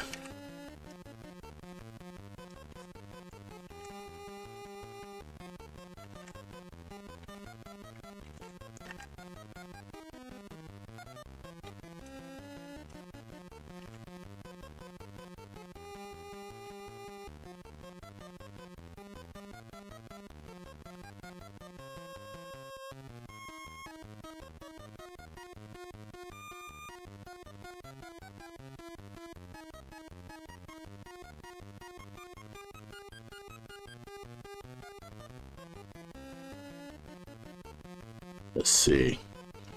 Looking good. That kind of like squishes itself in, so I'll probably like do like a thing where kind of squishes like this.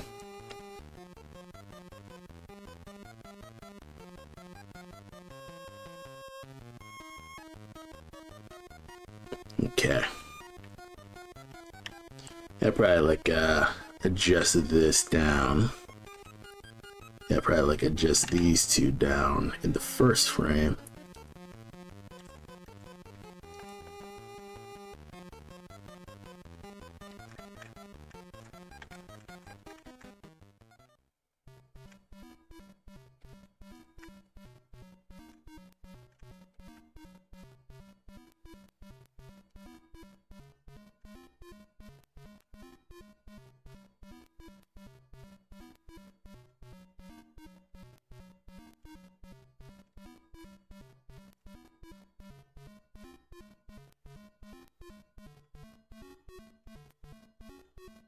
Okay, let's see how you're looking. Looks good.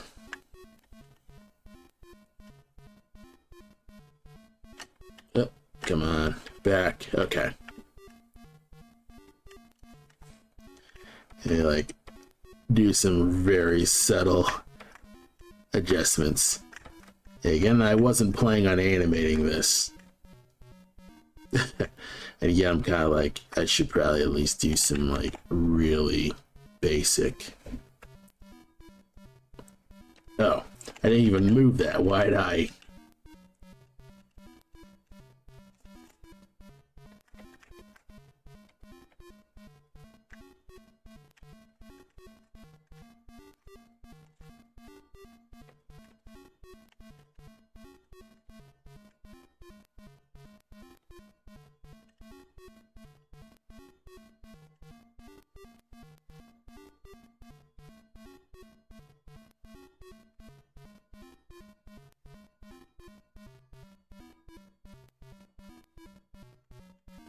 Okay. Hey, that would need to just be readjusted.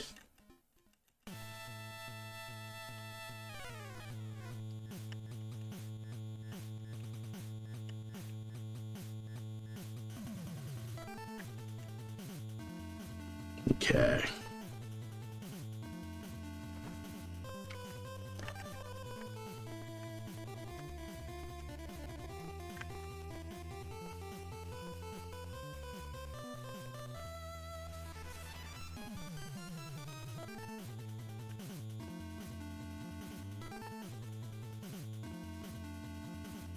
Let's try it. Alright. Everything's looking pretty good. And obviously I gotta readjust that island. Let's see. Island. Alright. Let's actually just get that looking consistent. I wonder. If I remember right, I got a plugin that lets me like just connect these as keyframes. Let me see. Tween cell. I think one of these is my like keyframe maker will just fill these frames.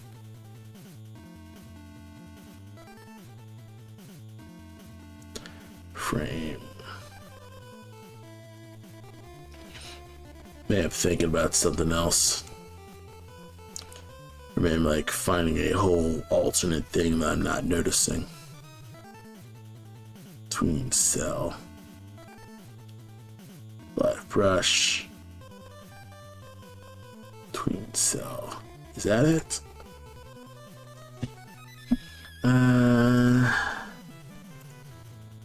No, that's not what I'm looking for. So none of these would fill it.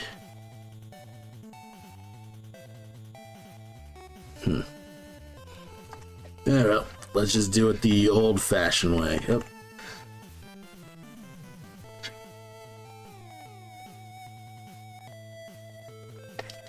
moon,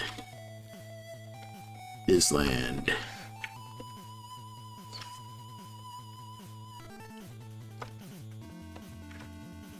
Let me just copy and paste. I think I can do that with both, but I think it crashes if you try doing both. Like, there have been occasions where I've been trying to do that with 2 frames, and Aseprite kind of like screams at me sometimes when I try stuff like this. Alright, so far so good. This is looking decent. Probably could like do something more with the tail, like have the tail have more of like a bristle fur. Let's see. Yeah.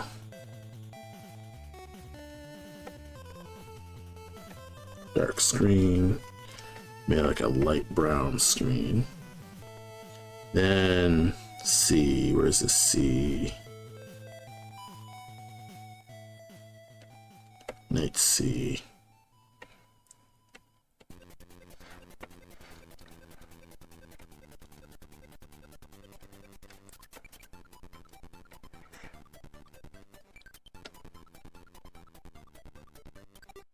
Night C. The clouds here. Move the moon here.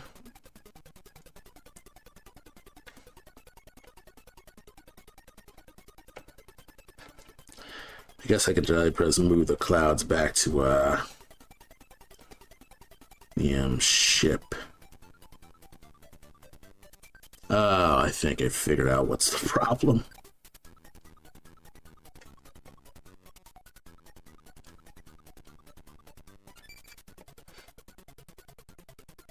Night clouds, night sea. Right, get rid of the clouds. Well, get rid of the general clouds. I'd probably get rid of these clouds. The night sea on. Probably like have it shine in this.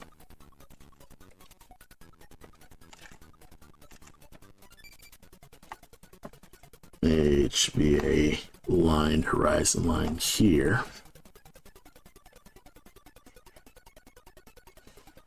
Till you get rid of this island bottom here. Get rid of that.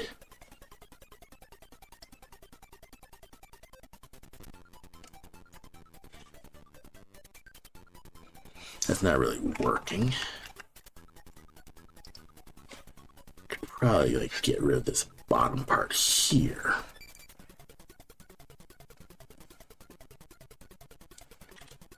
Oops. Oh wait, I know what I could do.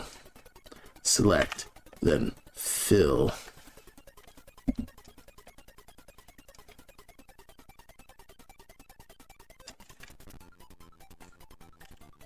Maybe like select the top. Oh. Select the top here. And then fill. So it looks like the sea is not completely like covering that island. And then you have the island.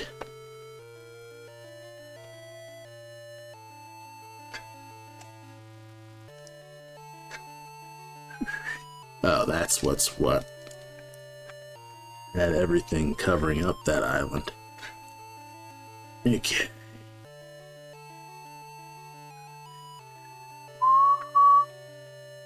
Oh yeah, another game that I've been kind of like trying out is Final Fantasy Legend, or the Romancing Saga series.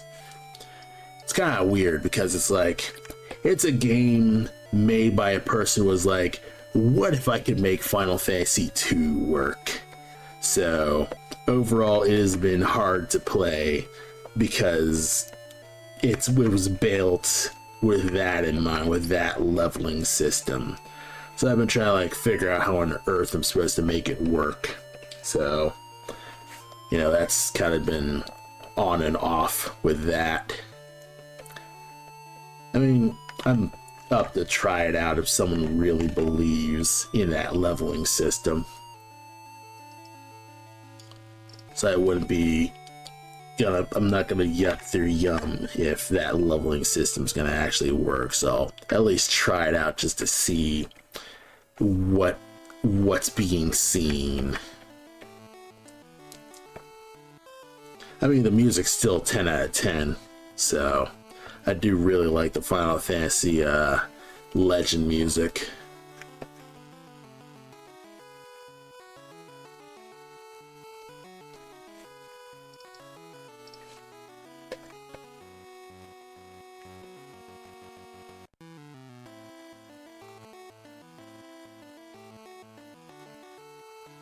It's probably way too large.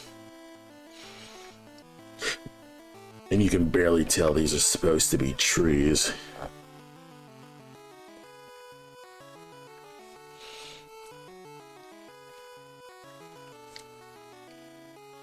Probably need to do a fast rework. Or just go back to the initial concept art of just having this be on top of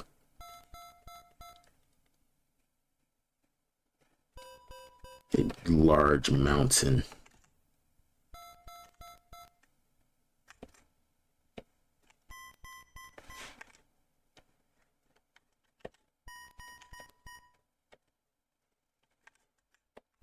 And then kind of just have that adjust as it goes.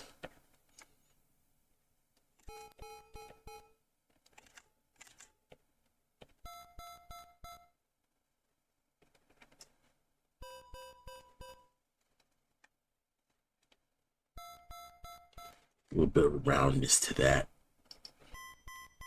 It can work. This is sort of working. I might be able to kind of do like a slight rim light.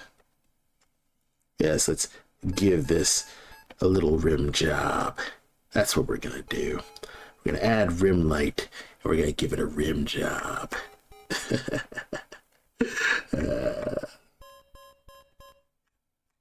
Oh, that's so horrible.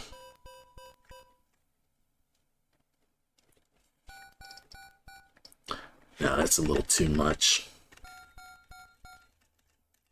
I want to like adjusting to like I want to like adhering to the light, but it's not shiny. Remember, because this is arguably the white light, like it's the white source. I can't like just use the white light because it's supposed to be more of a last resort thing, since essentially in theory I have two tones, and then you have the highlight and the absolute shadow, so these are the only mid-tones that I've got. So really good pixel artists can work with just like a two-tone 1-bit art style. I've seen people absolutely crush it. I'm pretty happy with that, and I've been able to figure that stuff out myself with a 1-bit art style. But luckily, doing the Game Boy stuff just gives me a decent amount of leeway.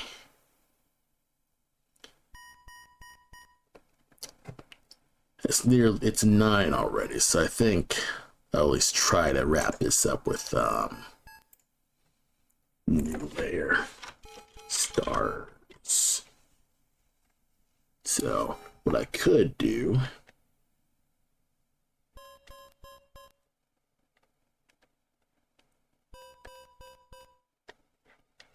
put like a little gradient, put a star gradient here. Obviously expand that because otherwise it's going to just blink in the corner of the eye and drive me nuts.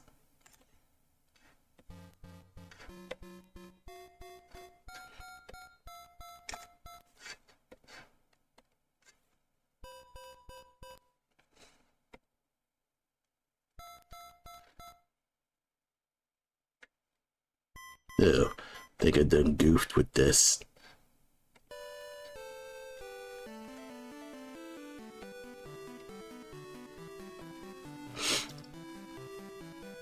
Alright. Probably like do something like this, right? Like fill it up like this. Just do like it's super basic. Oh.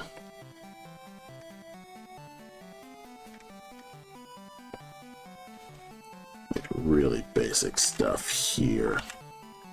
Sat.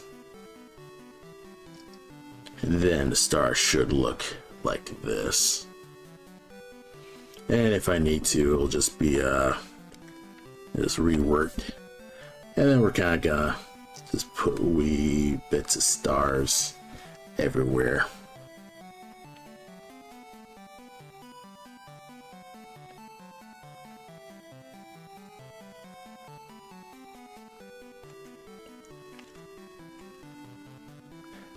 And something just crazy subtle like that. Just put hand painted stars. Probably make a few, maybe like 4 size.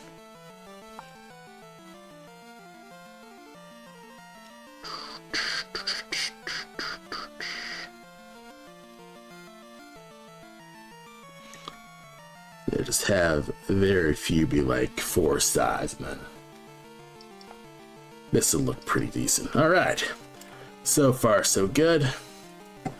Right, like put the island back to that initial like green color here.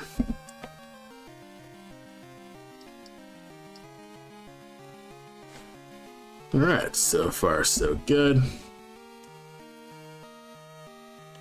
And maybe like while I'm here, might as well like type in like here it is, Albert Island.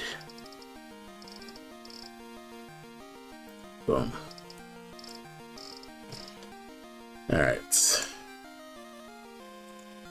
New layer. Yeah, here it is.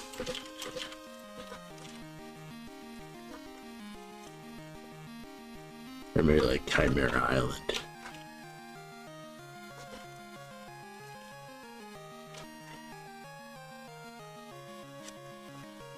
Let's see. What's my storyboard say? Man, I love that I don't remember what my own script says.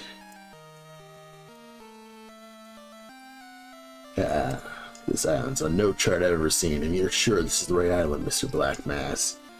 Yep, my research isn't wrong. This is Chimera Island. Okay. That's what the text says.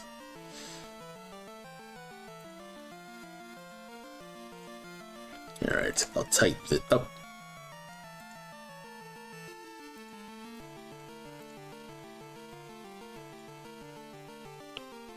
Just type that in. Heavy arrow. Alright. Let's see. Let me see if I can't find which one it's supposed to be.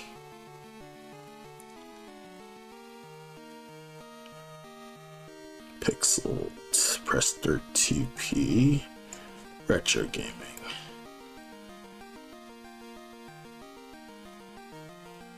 I think I downloaded a bunch of like free fonts from itch.io and I never like sorted them. I think one thing that I would love to do is like have it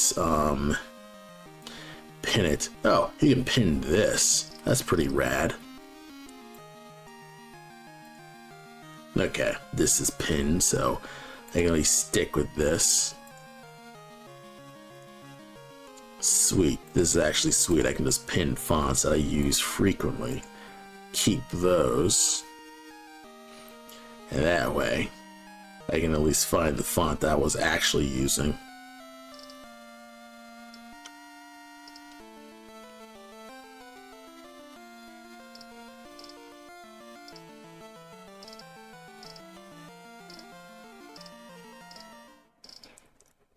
Let's see.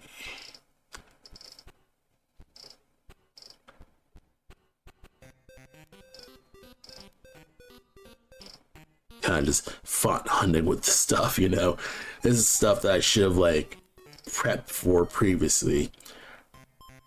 We could work with retro gaming, see if that's the correct one. I think 8 was the right one.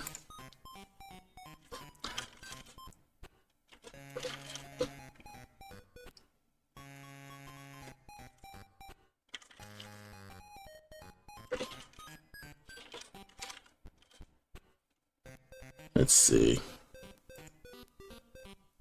Yeah, this is the right one.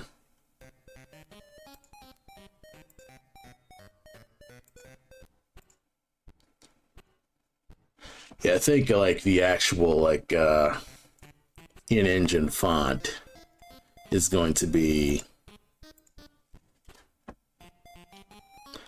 just made in a yarn spinner on Unity. So we'd actually need to decide on like what the actual font's gonna be. But retro gaming seems like it's fine. I'd have to double check if I actually got that from itch or not.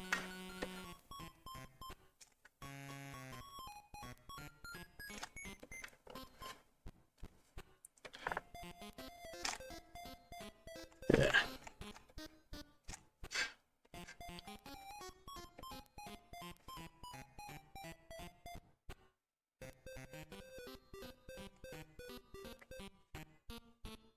Damn, I forgot to put in the exclamation point.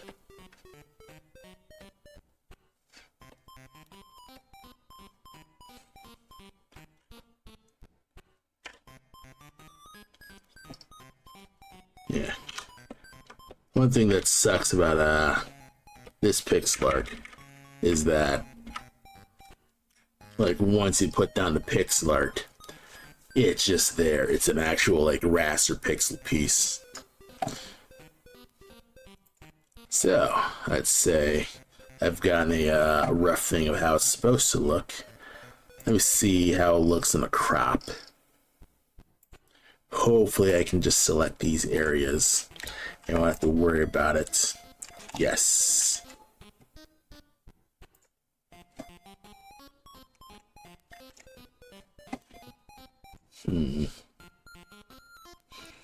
I still need to adjust the tail with this. Also, the moon's off, so I gotta move the moon.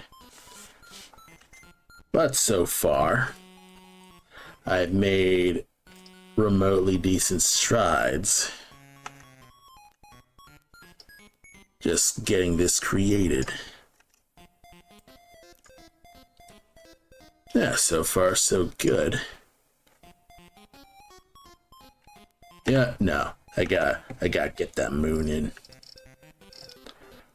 Moon, where are you? Fuck you, we're putting the moon in there. Yeah. One thing that's pretty nice about like one thing that's pretty nice about Aseprite is that it doesn't like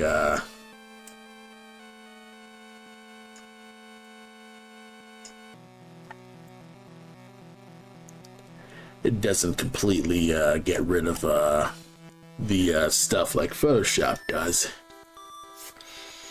So yeah, so far so good. It's looking pretty decent. There's, you know, a bit of polishing that I would need to do. Like some of the pixel art's not exactly what I want, but I'd say I've gotten a layout.